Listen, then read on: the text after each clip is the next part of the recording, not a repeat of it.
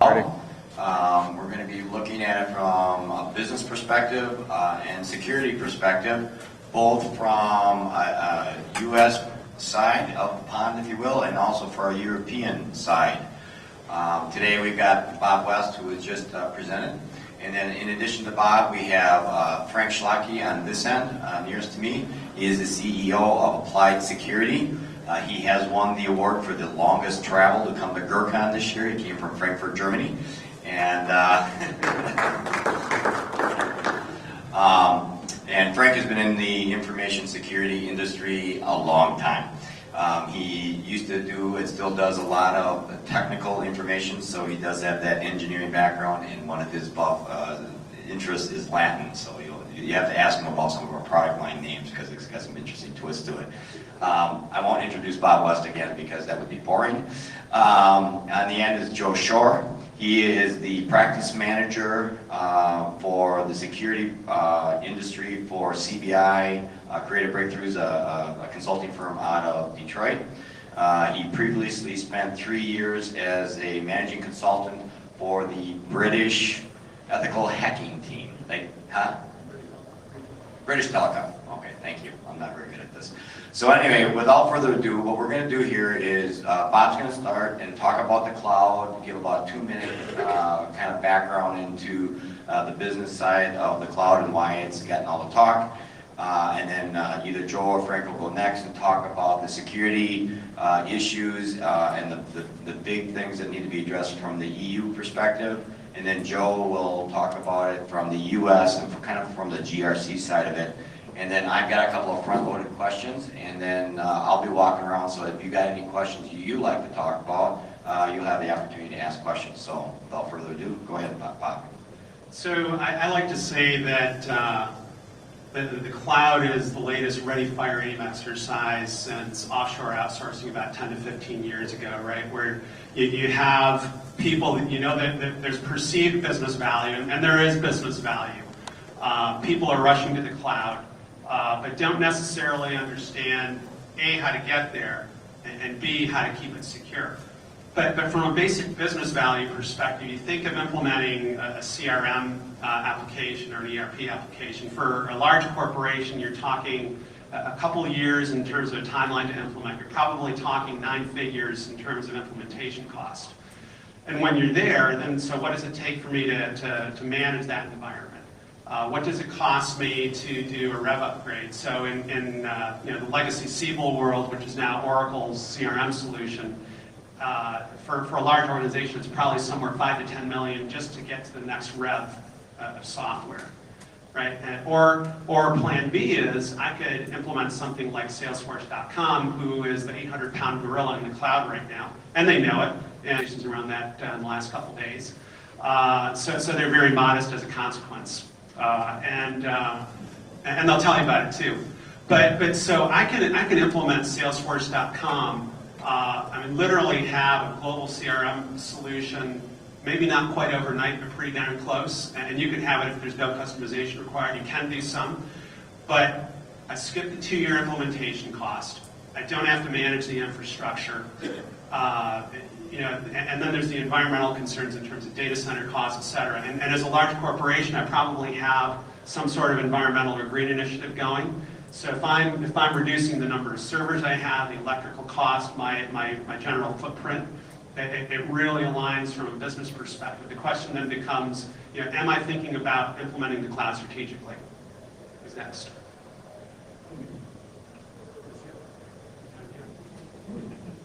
So I'm here to add the European perspective and talk a little bit about how Europe or the European Union is seeing the protection of personal data and how this relates to the cloud initiatives. It means, like you just mentioned, Salesforce.com.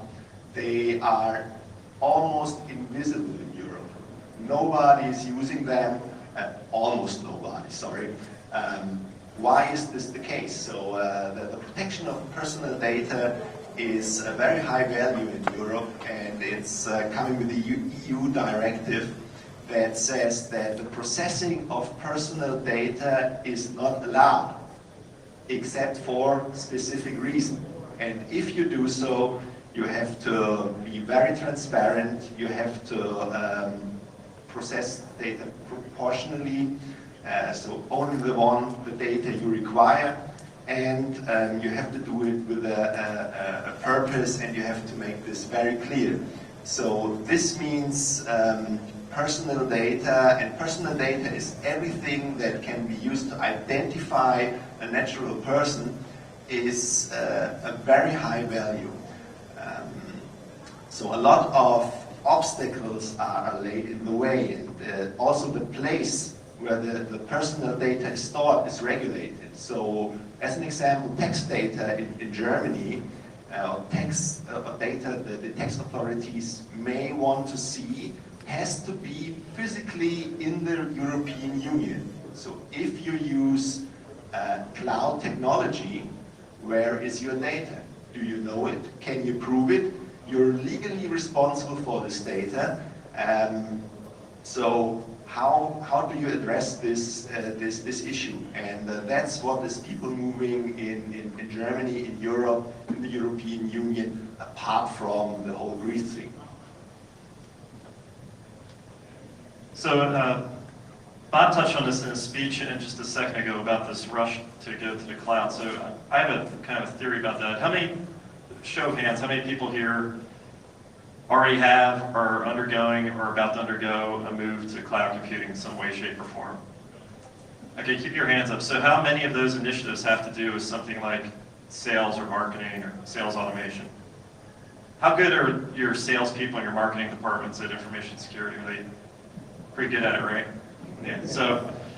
So if you're rushing to the cloud, I really wonder sometimes what the motivations are to rush to it, and I kind of understand it, but I wonder sometimes how much of it has to do with people that have no clue about information security wanting to do business better, and sales runs companies.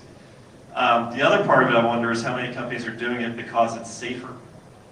And at first I thought, well, that's good. If they don't do information security well, that's great. Go to the cloud. You know, it's probably better. You touched on this too. It's probably better than what you're doing in your shop. But if you feel that impulse to go to the cloud just because it's safer than the way you do things, then there's probably enormous gaps in the rest of your security model.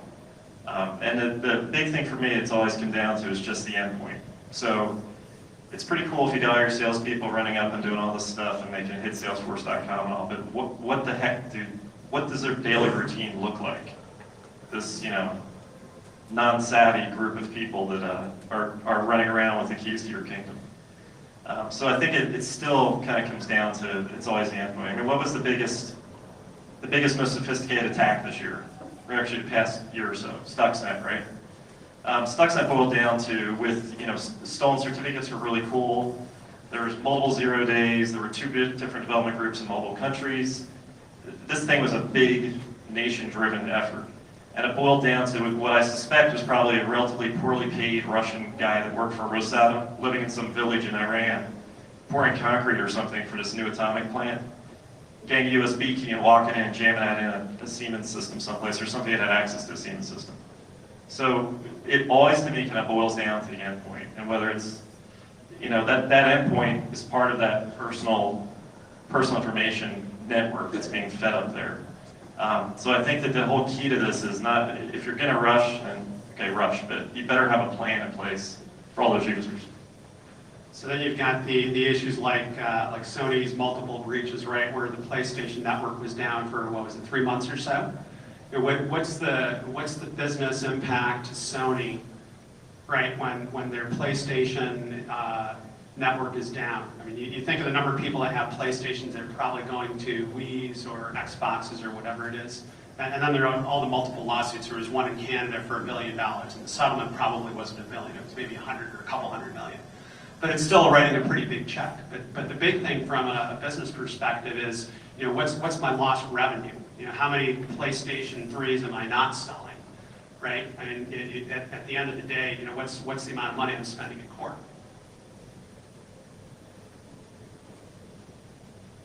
Sorry, I always have to wait for it to turn on.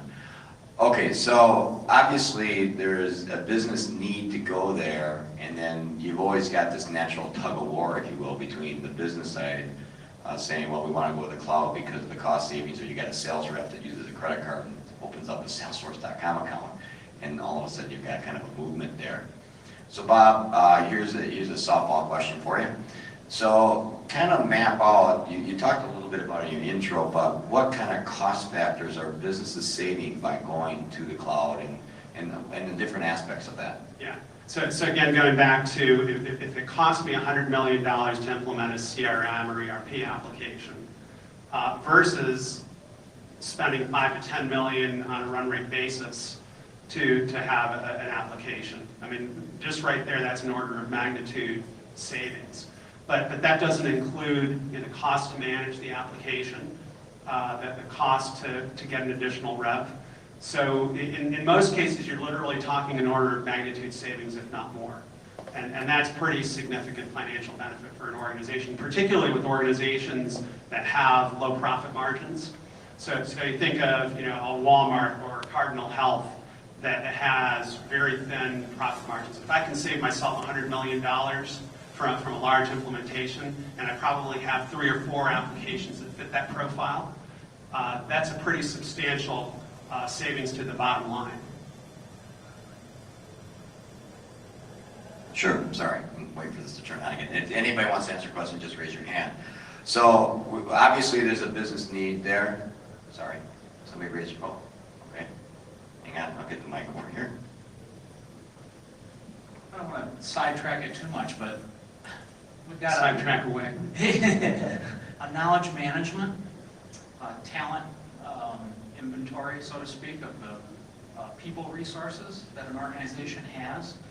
And the organization is global. And the department wants to deploy this knowledge management system with people's resumes, personal information. And I'm curious what the requirements are. I was interested to hear you talk about storage and that the storage has to be in Europe. And if we deploy a system like this here locally, with a system integrator that's, here in the U.S., what responsibilities, do I have as the security person that's coming in to do a review or an evaluation on the setup and make recommendations? What are some of the controls I should look for, and what are some of the requirements that we would have? Again, the staff that would use this are globally around, so we've got people in Europe, people in Asia, people in the United States, but we're looking at sharing their talents with each other, kind of like the Match.com, but instead of for dating, it's for internally hooking up people. We're looking for specific skill sets within the organization.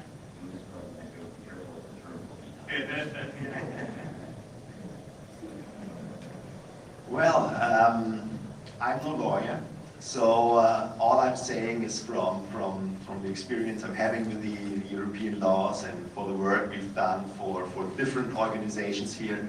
So when you do that, of course, at least that's what the most of the laws in the European Union say. You have to make to your employees totally transparent where their data is, how you do protect it. You have to tell them, like in Germany there's a law, you have to tell everybody totally what you store about him, where it is. There is an agreement, a mutual agreement between separate countries in Europe and the US about how data can be transferred, but this is not on a EU-wide basis. So you should check with your counselors on what you can do and what you can't do. This is definitely personal data you're saving here. The business need is clear, yes, but nevertheless you should check that. It's not that easy. Frank, I think this also works into, I don't know how many of you saw this, but about 2 or 3 months ago, the chairman of the EU, in several articles, and one was in the New York Times, had a scathing, tear down with Microsoft because they must somewhere somebody's using Microsoft in the cloud, and the whole thing was Microsoft had to come out and say, well, You know, the U.S. Patriot Act says, I got to give up your data, and if the data is residing here in the U.S., this is a data residency issue, is what it's referred to, I'm going to give up your data. Well, that is in stark contrast to the EU privacy laws that you're talking about. So, talk a little bit, there's a question here, but kind of let's backward and let's go to this question, but kind of think about that and what the implications of that as far as cloud adoption and not only for companies in the EU, but also from the standpoint of I'm a multinational company here in the US and I've got employees in the EU. But let's go to this question. I'd add to that, how does that impact your safe harbor program through EFTC? So my question is a little bit higher level in the sense of if I'm evaluating cloud solutions, you know, there's certain criteria you might use to evaluate a product if you're buying it. We're looking to establish principles to work with our business on to say, is the cloud worth it or not? Not that the cloud is bad or evil or anything like that. So is there anything unique about that? I mean, you worry about performance, you worry about connectivity, you worry about you know, how well they protect your data with a survey, you worry about terms and conditions and intellectual property protection. I mean, is there anything really unique about the cloud as far as evaluating the solution for a business fit? So, I mean, just generally speaking, the process for looking at a cloud provider, in my mind, is not that different than an outsourcing company like a CSC or an IBM. And the basic principles hold true with them as well. So, you know, what are the basic controls that I have in terms of protecting information? You know, what does my contract look like? You know, so if I'm a regulated company, it doesn't matter where my information sits. I have to comply with my regulatory requirements. So from a contractual perspective, you need to put some language in there that says, you know, A, you'll comply with my policies and standards, and here's what I need to do from a basic business perspective to protect my information. The Cloud Security Alliance has a cloud controls matrix. I think it's cloudsecurityalliance.org, if I remember right. If you look at the cloud control matrix, there's a good questionnaire there. But someone like Salesforce.com, as an example, is ISO 27000. I think it's 27001 certified. So that gives you an indication in terms of how well they do. The flip side is, and they actually do a pretty good job, but the information by default at Salesforce is stored in the clear, which then goes back to the issues that Frank was talking about in terms of data sovereignty, you know, fundamental regulatory issues. So you know, Nirvana says that you know, as you're approaching cloud strategy, that you're encrypting it, you hold on to the keys as an organization. You know, there's multiple things that you need to be considering as you're moving to a cloud provider. You want to say anything? Kind of to echo what Bob said, I mean, I would look at the simple stuff, that what kind of controls they use, you know, SAS 70 or the ISO models. They need to have a really mature, or multiple mature security governance models in place, and they need to be audited regularly and show you evidence of being audited regularly and who and how often is doing that. If they're going to be taking on that much risk, one would assume that they're already doing those things, but you really can't assume it these days. I mean, cloud's hot, so you're going to get a lot of new players to it. And again, it's the same thing. I think one of the big things I always keep an eye on is encryption with it. And obviously, moving to that model, you're going to need fast encryption. It's not going to interfere with availability or the cost of doing business. So if they've got a mature controls model, they're encrypting what you want, because not everything has to be. I don't care if my name's encrypted or not, but if you've got those crown jewels that every company has, they've got to have a solid, proven, repeatable plan in place to protect your stuff, just like you would do. Next question. So you mentioned the Cloud Security Alliance, and they've got like their vendor questionnaire of like 150 questions that covers security and DR and financial viability and all sorts of things. My question is really, how's, with these industry cloud standards, you know, these industry groups like Cloud Security Alliance, how's the adoption rate? Are vendors and enterprises actually adopting this, or are they still kind of inventing it themselves? So are you asking, are they adopting controls like the cloud controls matrix that the Cloud Security Alliance does? I'd say that there's a lot of large organizations that are using that model. I think that a lot of organizations use ISO 27000 as a measuring stick. Going back to, can you really trust an organization to do the right thing? And in my mind, it's trust but verify. I mean, you've got to be able to go in and audit the organization. And Amazon is actually countercultural in that model, which kind of surprises me. But they say that their technology is their secret sauce. But at the end of the day, if I had something strategic and I didn't have the ability to inspect what was under the covers, that might be a concern. Next question. Can you help better define private cloud, what is really meant, how people are implementing private cloud, and how some of these issues that we've talked about change with private cloud? I would define it as a cluster. I'm not a fan. The most common way I've heard people describe private cloud, other than a cluster, and pick your favorite cluster. Typically virtualized environments, so I may have a VM farm that I have within my facility. So that's what I typically see as a definition of a private cloud. So I have a whole bunch of servers that have 15% utilization. So do I have 2,000 servers, or do I have a VM farm that optimizes and makes me as an organization more efficient? I mean, that's the basic value proposition behind virtualizing environments. Frank, going back to, I'm going to circle back around. So Joe brought up encryption.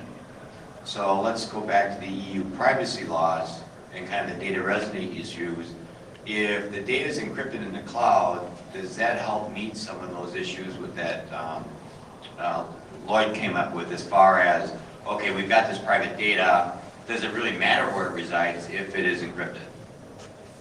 Well, it definitely helps. It's a prerequisite. The EU directive has 7 principles. It follows. It's principles like notice. You have to notify the one that whose data you're processing, that this data is processed. You have to give them access to that. You have to disclose who is processing this data. You have to have a purpose for doing so and explain it. And you have to be accountable for processing this data. And one of these principles is security. You have to secure the data you're processing, the personal information, the personal data, and encryption is one way to protect this data. So if you're offering cloud services, you do a good job if you encrypt this data, and you do even a better job if you encrypt this data and give these keys to the kingdom to the customer that is actually using your service. Because then you can say, I can't access this data. It's only the customer that's doing. I can do the backup, but I can read what actual data is there in the cloud, or in specific fields. You mentioned it, I don't care if somebody knows my surname, but maybe I do care if somebody knows my health records and what prescriptions I got the last year. So that does probably matter to me. Generally, I think Europeans are probably a little bit more sensible to this whole issue because of our past, of the bad experiences that, especially, I'm from Germany, so especially, and that came up in the time of World War II. So it's very, like you are doing this on a global scale, you have to be very careful with what you're doing. There are a lot of cases that go to court regarding that issue, and most of the times the personal rights are protected. Okay, thanks. I just wanted to go back. There was a gentleman that was asking the definition of what's private cloud. And I think there's a lot of people that the definition is nebulous, pun intended. But if you go to NIST.gov, there's a presentation that Tim Grants and I want to say Ron Ross put together about a year ago. It's really, really good in terms of giving basic definition of what's a private cloud, what's a public cloud, what's a hybrid cloud, what's a community of interest cloud. And I think that's a really good level set in terms of doing one. There's also Vivek Kundra, who used to be the federal CIO at the White House, put together a federal cloud strategy. And if you go to whitehouse.gov, the federal cloud strategy is up there, and it has some more good definition, but also some good strategy in terms of cloud adoption. Question? So by your definition, anytime data is processed, you're supposed to notify a person about the data being processed. So does that mean every time I run a backup of my data on Saturday night, I need to send an email out to all 10 million people that are in my data set saying, I backed up your data tonight?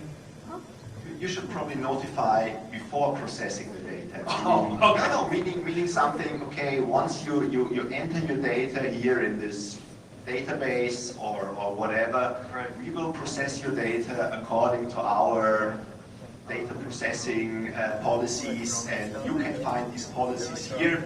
Once you put the data in, you accept the terms and conditions that come with it. So he's notified. But what the right he has in Europe is to ask you anytime, free of charge, to give all the information you stored about him to you. Okay, so the terms are on your website. Yeah. You tell them to agree to those terms. Yeah. Of this is how we work with your data. If they ask for the data at any time, you need to be able to give it to them. There are a lot of clever lawyers around that make a fortune of money by finding the right legal terms here. Okay. We've got to wrap up here, so one last thought that came to my mind. We kind of talked about the data residency of companies storing data in the U.S., but we have a lot of manufacturers here in Western Michigan that are doing business all over the world. I know that there's ITAR issues also with the cloud, which is international trade, something I'm not very good at these. Joe, can you speak to, real briefly, kind of wrap up with that, and then we'll be done?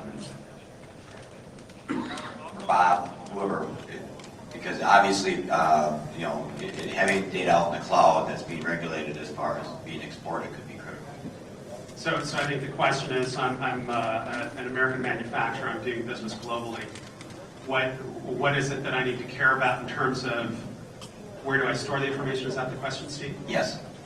Yeah, so again, it goes back to understanding, where am I storing it? What are the regulations within that country? Do they have the right to inspect the information? It's, where am I doing business? What are the local regulations? What are my regulations as an entity? Do I have regulatory requirements as a business that say thou shalt do X, Y, and Z? A lot of it goes back to doing what's commercially reasonable and protecting information. But it goes back to, fundamentally, if you're doing cloud computing, where does my information actually reside? So I may have a primary data center in San Jose as Salesforce, but I may have real-time replication somewhere else in the world. So fundamentally understanding where is my information and given where it is, what do I need to do? I think there's going to be some model that comes up at some point, almost like the hybrid private-public cloud thing. That's probably where the biggest risk is going to be when we're trying to meld those together. But I think the opportunity with the international stuff is going to be some sort of federated partitioning scheme that somehow you can segregate what's classified, to use the word classified, a secret way, and federating that, having some sort of clearinghouse or agreement in between. Yeah, so one last thought. I mean, Salesforce is an example. U.S. government business is important to them. So they've stood up a data center in Metro DC that's FISMA modern compliant. So the question becomes, how much money do I really want to spend to get business? And if I'm partitioning things, ultimately there's a cost. So what do I want to pay for it? Okay, thank you guys. And let us thank you for letting us wrap up there. Let's give it a right hand.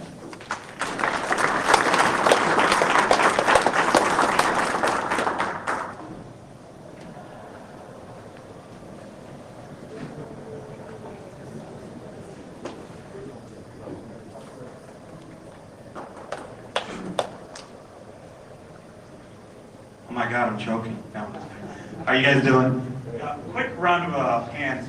How many people in here have either a log management tool or a SIM tool in-house already? or using some kind of central log management. Okay, great. So, you guys did. So what I wanted to talk about, I'm with ArcSight, we're a SIM vendor, and about 2 years ago, we realized that with this powerful correlation tool, one of the key things that was missing is the ability to use identity information. When I talk about identity information, I'm not talking about the user ID that maybe a Windows login might have, but actually the attributes in an IDM system, in Active Directory. So the basic talk is user tracking, combining logs with identity information to make those logs richer and easier to use. I don't know if you guys can see it back there, I should be in black, but traditional SIMs, you would have events, you would have scan data from vulnerability scanners, location information, asset information, and then at the end of the day, you have this IP-based tracking system with a lot of enriched data. You know, what vulnerabilities are on there, what kind of asset is it, it's critical to be able to use the correlation. Where we've kind of taken it is to say, well, if we were to add the identity information that's not in the logs, it would make it a lot better for the end user. So now taking the event, still having the traditional SIM data, but now using attributes from your AD or your IDM solution. Being able to bring in the roles and access rights you have in there, and to give you a bigger picture of what's going on in your environment. So if we take a look at this, important attributes are not in the logs. So when you get a Windows Active Directory log event, what's missing is the attributes from your AD in those logs. So how do we get that in there? So when I talk about attributes, I'm talking about distinguished names. I'm talking about maybe if you have your manager information in there, phone number, full name, and the roles they belong to. So what we're doing right now is doing what's called model import connector, tying into your AD, tying into your IBM system, actually pulling those attributes and using that with the log information. So let's take a look. SQL Plus login, you've got, attacker address, port information. That's great in itself. If you have it in a correlation, you can use it with other logs. But using the attributes, you can now say his role as a consultant, his status is inactive inside AD, so now you know it's a deactivated ID. His identity is Morris Hicks, his full name is Morris Hicks, and his manager is John Doe. Taking that simple log and having this context, and now being able to use that in correlation rules is pretty powerful. A couple of things you want to see is, we've taken that information, we correlate an IP with a user, we identify the associated username, enrich the event with the user data, and those are some of the key advantages. So a person in your environment might have multiple identifiers. It could be R. Jackson, his badge number, an email, a separate ID, his database ID. With identity correlation, you can kind of tie that back to the individual users. If you had a log just with a badge number from your physical device, how much work would it be to figure out who that user actually is? Because that's not typically in the log. By doing what we call session tracking of the user, we can keep that correlated with the user himself. Some of the standard content from a bookkeeping perspective, just with the basic information, your AD user or your IBM system can now get, who are my people with privileged accounts? When were they last added and taken away very quickly? So you can see if someone escalated their privileges and took it away, getting a correlated alert on that. But also here, how many IDs do you have? How many are disabled? How many are enabled? This has nothing to do with correlation. This is just metrics, first of all. After that, you can now do some key use cases. For example, privileged account activity. We have Sam Malone as the identity, but you notice he's got multiple IDs in there. And a couple of them are root or privileged accounts. And you're probably asking, well, how do you tie a root ID back to the individual user? Because that's not in the log. If someone logs in as root, how do you know that's Sam Malone? Let me take you through a couple of steps. When a user logs in, he gets a DHCP address. What a typical system will do is keep that log. What we're doing is basically saying, let's track that. So Sam Malone got a DHCP, he logged in, his ID is M Malone. We're going to keep that, we're going to say his session's still open. Now from there, if he SSHs to another box and we're getting the Unix login, we know where he came in from. So we're associating root back to that original DHCP lease, tying that back to the user, keeping a session tracking, and then we can report on it. Does that make sense from what we're doing? So the key thing to understand here is, from a correlation system, you need to have a place to keep this information. what we call an active list or some type of list. But then there's also it needs to be dynamic. It needs to be able to be updated and removed by a rule or conditions without you having to do any intervention. The other key thing is there has to be a session list where sessions are being closed and off and you're keeping track of it very highly. And it needs to be in memory for the processing to happen. So it's all kept static in a database, but loaded in memory for high processing. If that one drops off. The next thing is, here's one of the reports you can get. You see the full username, but all the products that they've logged into and the individual log lines and how many times it's happened. These are the kind of reports and data you can get if you combine identity information. This is actually from a customer, so I had to gray out a couple. But notice we're using user and department risk level. Now the key thing to understand is, if your AD just has the standard attributes, we can use that. But if your AD has attributes above that, where it's department, where it's contractor roles, then you can get dashboards like this fairly simple. At the top here, you have top blocked identities. So they're using proxy logs, which have standard IDs or anonymous proxy outbound, but correlating that back to sessions to say, okay, the last person who had this IP was Jim that went through the proxy. His full name is X. Now you can actually get relative information on where people are going through your proxy servers. The other key thing is over top block departments. Taking your AD system, associating the user that went through the proxy, and saying, okay, what department do they belong to? One of the key things they use is to see, who's using the most bandwidth, what department's using the most bandwidth by tying ID information back to flow data as well. So just a couple of examples of how you can use identity information for metrics. One of the key things we have out of the box is basically threat scores. We have standard high-level threat scores on things like who changed a privileged account, is this person a contractor, has he been put on a disgruntled link list, is he going to surfing websites that we don't allow, has been blocked. And as that threat score rises, you can get a report on some users that you might have to pay closer attention to. There's a standard content out of the box for those kind of things. And by the way, that threat score can be changed to fit your needs. The other thing is another user activity monitoring. By just putting in a full name, saying, show me all the activity based on all his IDs and roles in the environment in different systems and what he's done.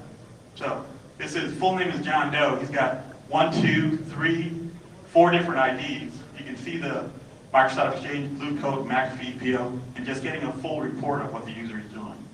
Okay. Role violations. If you do have, a lot of people don't have roles in their ADs yet. Typically, people are still trying to roll out IDM systems and get role information in there. But if that's in the systems, a couple of things you can do is these are real-time dashboards in our system. To say someone from sales, the names, and the circles basically say how many times they've done it, have gone to the financial systems. Down here by employee type, full-time employee, Ford, Fairley went to the financial system. So visually seeing what they're doing in real time on a map as well. Suspicious activity monitoring. So a couple of times you'll see here, most SIMs will be able to do this. Tell you, hey, F. Struthers sent an email to a competitor, the message was sent. The lightning bolt basically is a correlation rule. But what now you can do is basically add the identity information to see, is he in human resources, what system was he doing, what's his role, to get more information off of those systems. And finally, generate metrics based on role, attributes, or group memberships. So how many human resources employees are there, professional services? So you can get standard metrics that have nothing to do with security, but maybe something you guys want to keep track of internally based on your AD or your IDM system.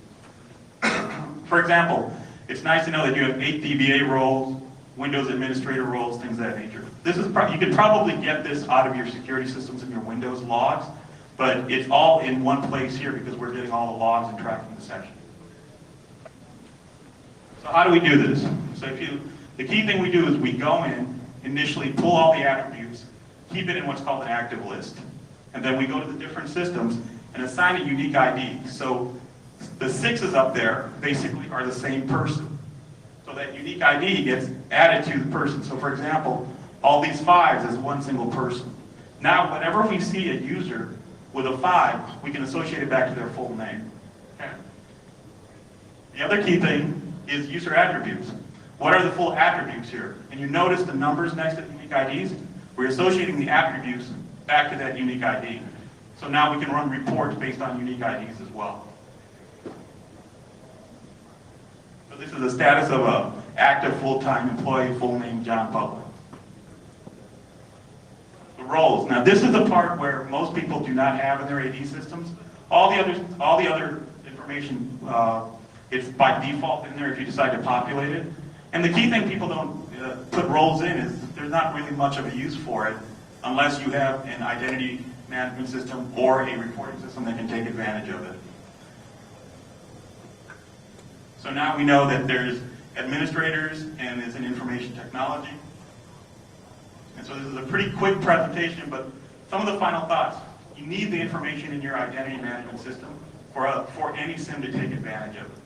The other key thing is there's particular logs that are very important. The HCP logs, so we can keep track of the user session. If they're coming in from external, VPN, so we can get the IP address and the translated address, so we can associate that back to the section. OS logs, where are they logging into? Because if they're logging into a Windows system and using a shared account for web services, one of the things people ask for, I want to know who that shared ID was. If everyone's using the admin ID, how can I go back and see who was the person that actually used that admin ID, right? So OS logs and proxy logs are going out. Where is that person going? What's he surfing? Is he going to malware sites? Is he getting anything? Is he going to categories that we do not allow or trying to go there? And by having at least the basics of these logs, you can tie back some kind of attribute to that user. So even default basic attributes right out of the box of AD are very useful when you combine it with log information. Then the next step is you have to have the ability for the SIM tool to dynamically delete and add users onto that list. You don't want to have to manage that. You want rules to be able to manage that based on your policies. Okay? Ability to keep track of user sessions, I went through it. Hey, someone came in from a VPN. He got a translated address, which was a DHCP lease. We're going to keep track of him. We know he came in from a VPN. We know what his lease is, and we're going to keep it open. When he gets shut down, there's a termination, and whoever gets it next, their ID is associated to. Next thing is, where did he log into and what applications did he go to? By having all this, you get a full picture of what a user's been doing. Okay? Making investigations much easier. The last and final thing is, and this is where a lot of our customers find the most power, is information that has no ID at all in there, flow data. Now being able to associate the session back to the flow data to say, how much bandwidth is the department using, how much bandwidth is the user using, what countries are they going to, and then being able to get information from routers and switches that are maybe your border routers and being able to see what actual users are going through there has been pretty key for our customers. I've got plenty of time. Any questions on this? Or how it works, or Mike? No, you good?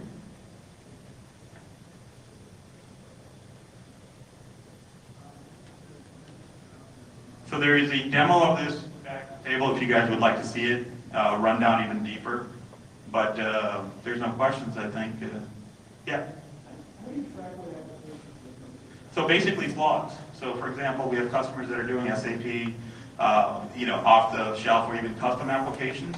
So if it's off the shelf custom, we pretty much have a connector that'll normalize those logs and bring it in. And then we keep track of that session based on where they went through, just like I was talking about. Now with custom applications, we've published out what's called a common event format. So if you write your logs in common event format, so if you look at the vendors out here, Damballa, FireEye, R2, they've already written their logs in ArcSiGht's common event format. So if those products are in your environment, we don't need to do anything. Their logs are already in our format. We don't need to create a connector for it.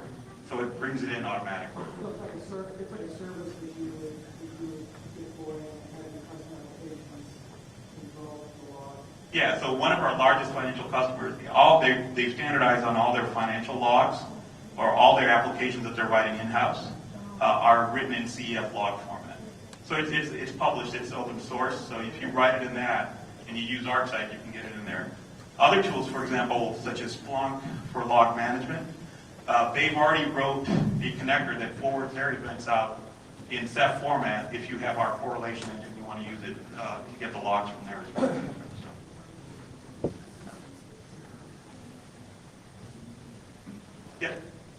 devices do you get flow data from? Right now it's JFlow and NetFlow, adding SFlow support later.